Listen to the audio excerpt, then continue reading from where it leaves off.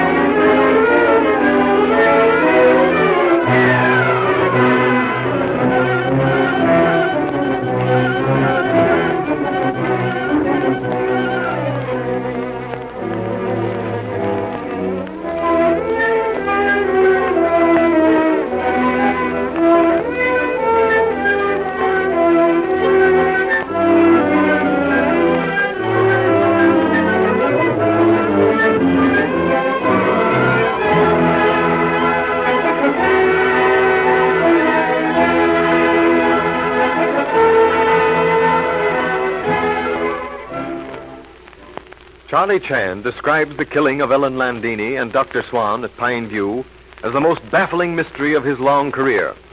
Hoping to get some information from Miss Meacher, Landini's secretary, the Honolulu detective has journeyed to Reno, and there he learns that Romano is still heir to Landini's fortune. He also learns that the gun used to kill Landini was the gun used to kill Swan, but that it was not Landini's own gun, as they had formerly supposed.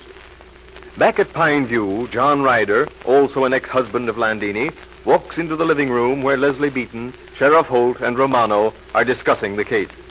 Sheriff, it doesn't seem to have struck either Chan or you that some outsider may have come in and killed Landini. You mean a passing tramp, a burglar, someone like that, Mr. Ryder? Yes, it's happened before, you know. Suppose for a minute that happened, Mr. Ryder. How did the murderer get away? What do you mean, get away? He could get away as easily as he got in. Everybody was watching for the landing of the plane. Hardly, Mr. Ryder. You yourself admitted seeing Swan and Romano leave the study. Cecile was on the back stairs, so the murderer couldn't have left that way without being seen. But the sheriff, not one single person was near the front door. The murderer could have come in and left by that door. But to do that, Mr. Romano, the murderer would have to pass the room I was in. And I saw all the others. I would have seen the murderer, too. But it is possible, nevertheless, that your attention might have been directed elsewhere at that moment, Miss Beaton. Yes, that is true, Mr. Ryder. But still, to reach the front door, the murderer would have to pass Mr. Ward, Mr. Ireland, Mr. Beaton as they came up the main stairs. No, very much afraid that my own suggestion is not, what you say in America, such a hot one. Well, we don't seem to be of much assistance to the local gendarmes in this case. Let's take a walk down to the lakefront, Romano. Walk? Can Signor Ryder be serious? Walk on such a ground as these? Wet, cold? Is it to catch the cold that you would deliberately go out? Oh, all right.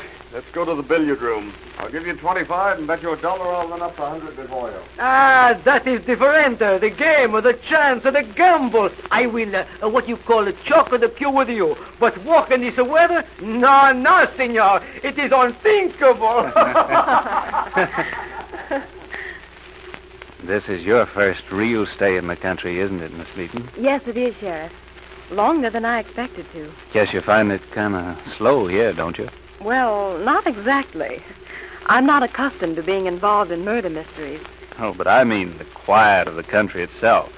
No shows, no excitement. Pretty dead after city life.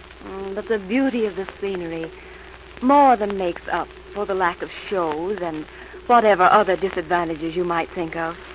Yeah, it is pretty. I don't think I could live in the city.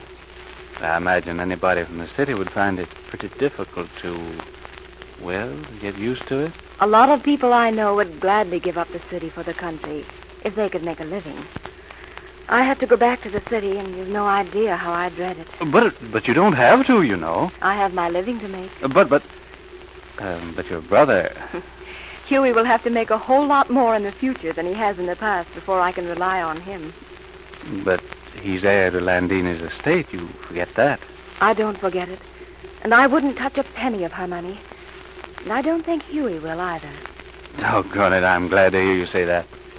There's no real reason why you shouldn't, of course, but I'm glad just the same, Leslie. You don't care if I called you Leslie? Certainly not. I rather like it. You don't have to call me Sheriff. Very well, Don. No, that's better. Feels more friendly-like. Folks in the country mostly call one another by their first names. Is that the only reason you want to call me Leslie? No, of course not. I like you. I have liked you from the very first moment I saw you sitting there in that living room, scared to death. And you were so kind. It helped a lot, Sheriff. Don, that first night. Sheriff, Mr. Holt. Yes, what is it? Telephone. Someone wants to talk to you. I'll be right there. Come on, Leslie. We'll see who it is and what he wants. Meanwhile, over in Reno, at Miss Meecher's hotel room, Charlie Chan, Ward, Sam Holt, and Miss Meecher look at one another amazed as Sam Holt repeats the information he has received. There can't be no mistake about it. The deputy at San Francisco said the bullet removed from Landini's body was fired by the same gun as was used to kill Swan, but that neither one bullet nor t'other came from Landini's gun. But that's nonsensical. Impossible. Well, as I told Mr. Chan before, I ain't got much use for science, but somehow that kind of fits in with what I expected. Right so, Mr. Holt. Now that first shock of imparted information is past, facts take on more reasonable placement in the scheme of things. But the idea is fantastic. Why, we, all of us, yourself included, Mr. Cham, thought that Landini had been killed by her own gun. Right so, Mr. Ward, which only goes to prove that detectives should be most careful about jumping to conclusions, no matter how reasonable said conclusions appear to be. But more of this later. At present, we confine attentions to Miss Meecher, whom we are depriving of most valuable time. I'm glad to be of assistance, Mr. Chan. Passing from Mr. Romano, who you feel assured knew that he was still heir to Landini estates, we come to Mr. Ireland. I'm afraid I cannot tell you much about Mr. Ireland. But you have seen him? Yes, I've met him several times.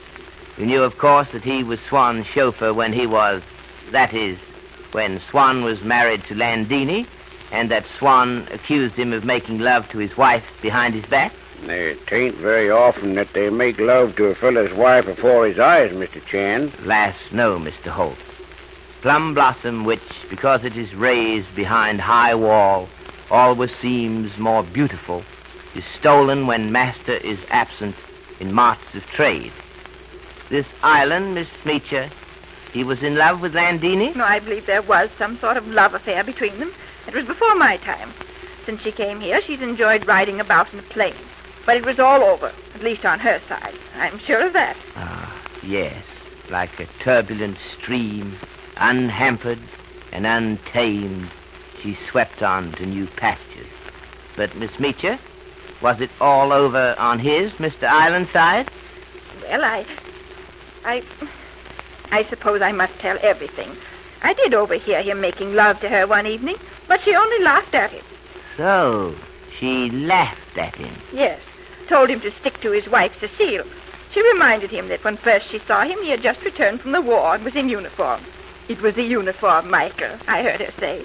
I fell in love with every man who wore one. He was flyer? I do not think so. No, I believe he was in an infantry regiment. So, war service, a steady hand, a clear eye, a good shot. Ah, but we will consider that phase later. Now to proceed to our next gentleman, Dr. Swan. Contemptible. So I've gathered.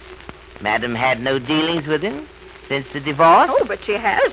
Since you have come to Reno, he has visited Madam? Most certainly. Ah, he lied to us about that. But then that is not surprising.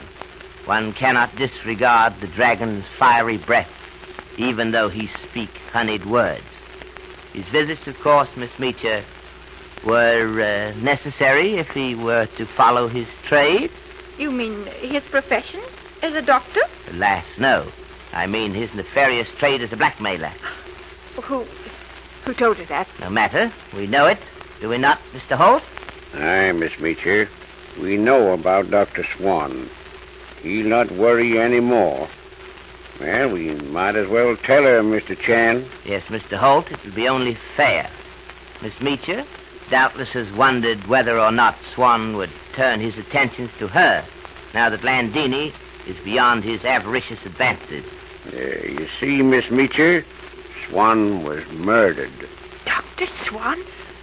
Dead? Yes. Well, I'll be forgiven, I hope.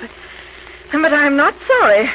Now, we know that Madam paid Swan $250 a month as the price of his silence. For what, Miss Meacher? Well, I really don't know.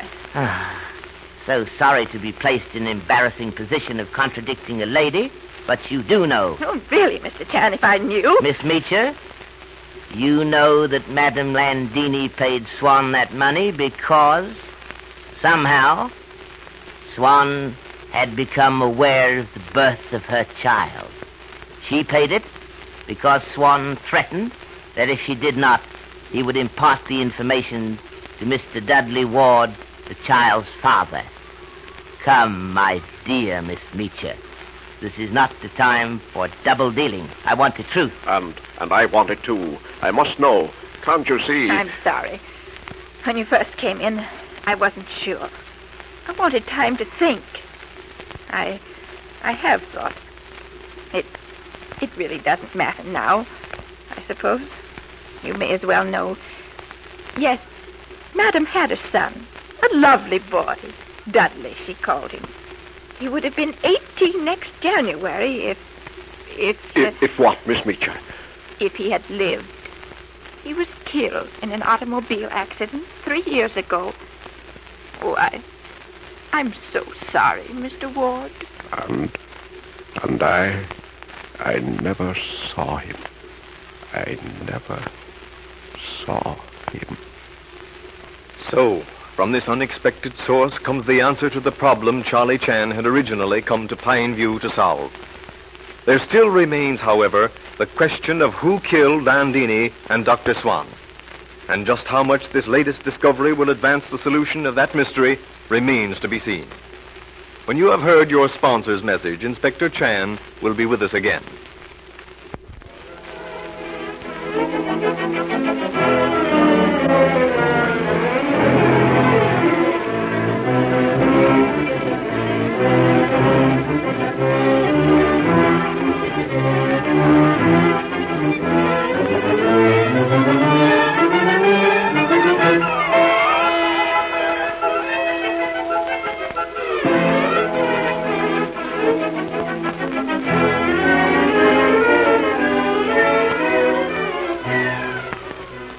Well, Inspector Chan, you have something for us this evening? Indeed, yes, Mr. Wilson. I am thinking of people who have irresistible desire for things not owned by them. Yes, Mr. Chan? Honorable Mandarin once said, if you would try man's honesty, send him first to buy vegetables in marketplace. For he who takes that which is valueless cannot be trusted with key to treasure vault. But he who is honest in little things will prove a good guardian of his master's honor. Thank you, Mr. Chan, and good night.